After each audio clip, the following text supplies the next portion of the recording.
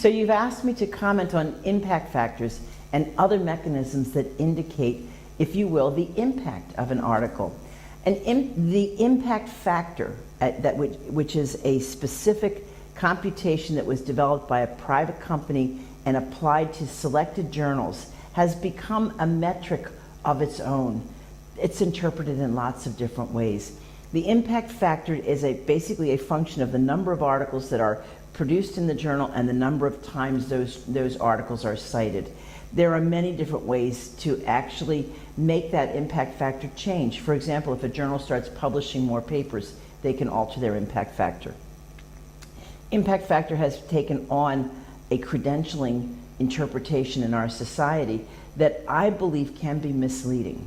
If a journal cites its impact factor as a bragging rights, as an indication of quality, it's important for us in the National Library of Medicine in the US and for nurses who are considering publishing there to look at that impact factor relative to other journals in the same set of journals they would find valuable. Some journals have impact factors that are in the 15 to 20 to 25 range. Others have impact factors that are in the 2 to 4 range. But that may be really much more a function of the culture of science in given fields, where self-citation may be more or less common, the mechanisms by which people publish, and how frequently they publish. So impact factor, while it's useful, we at the National Library of Medicine have some concerns about it because the computation isn't completely transparent, and it is a reflection of a certain culture of science that can only be interpreted within, if you will, the cluster of journals that address that particular scientific community. We're interested in helping individuals understand how to make their articles, their communication, have the highest impact. Now I just mean impact in terms of influence in practice, in society, in patient care. There are a couple ways to look for the future indicators of this. One is to look at simple citation index to a particular journal. Looking at a citation index allows you to understand how much that particular article, not the particular journal, is cited. And that's really what you're interested in. I have some articles that have been cited hundreds of times. I have some articles that have been cited twice. I actually think that's a fair indicator of how much impact, how much influence I've had in those different areas. I still love the articles that got cited twice, but they may not have had the impact that I would have liked. And since I believe we write for conversation to help influence the community, I'd like to see more citations. Beyond looking at the number of citations, it's important to have some feel for what was the purpose of those citations.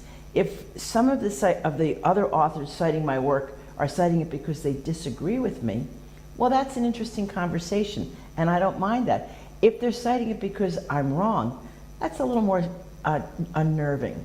And frankly, my articles that are cited by others who say, yes, I agree, don't necessarily take the conversation any farther. Think about a conversation that you're having with someone where they're just nodding at you the whole time.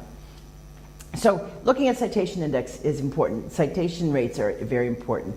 One of the things that is most exciting to me, and this ties back to our conversation about open access journals, is one is able to look at the number of times a particular article has been downloaded. When you have an open access journal, they almost always report the actual number of times an article has been downloaded. Now, we all know downloading an article doesn't mean it's been read. And we also know that sometimes an article that is read on a screen would not be counted as a download. But it is important to recognize that another measure of the impact of your article on a conversation is the number of times it's been downloaded and observed by others. There are corollary statistics you can get through Altmetrics or through some of the Google analytics that include things like how many times the link to your article was forwarded. That's another type of download, of counting of impact. Now, when we're looking at the impact of articles, we almost always think that a human is reading the article. So I'm reading this, I've downloaded this iPad, I'm looking at Pilar's article. But in fact, what's a growing area of use of the literature is automatic text processing. So when a full text of an article is open and available for open access text processing, that article might be included, for example, in studies where an investigator is trying to understand the number of times a particular variable has been studied or the number of different ways that variable has been measured. Increasingly, these approaches, text processing, machine learning, machine processing of text, are different phrases you'll hear, are actually trying to discover new hypotheses. How many times in thousands of articles were these two compounds looked at, and what was the relationship between that? So we have increasing use of machine algorithms, machine strategies that are essentially pre-processing our journal articles so that the content can be integrated with other articles. Where once was a total human process, I read 10 articles and synthesized them together. Now machines are helping us with that. Why this matters to me as the director of the National Library of Medicine is when we know we're getting 1 million new articles a year, we want to be sure that material in those articles are available to people. One way is to have them read by individuals, but another way is to increase the use of automated tools. So when you're looking at picking a good route to have your conversations with communication, or when a university is trying to evaluate someone's progress towards their career goals, the official impact factor should only be used sparingly in the context of the impact factor of other journals in that field. The downloads, the number, the citation patterns, and the ability to have that article included in machine text processing are all very valuable approaches. There are other strategies which we probably don't need to go in here that talk about the influence of an individual, not an individual article, and things such as the H index, which is a reflection of how influential my set of articles have been, is sometimes used by universities. That H index is as controversial as the impact factor, because in some disciplines an H index is very meaningful about the contribution of an individual.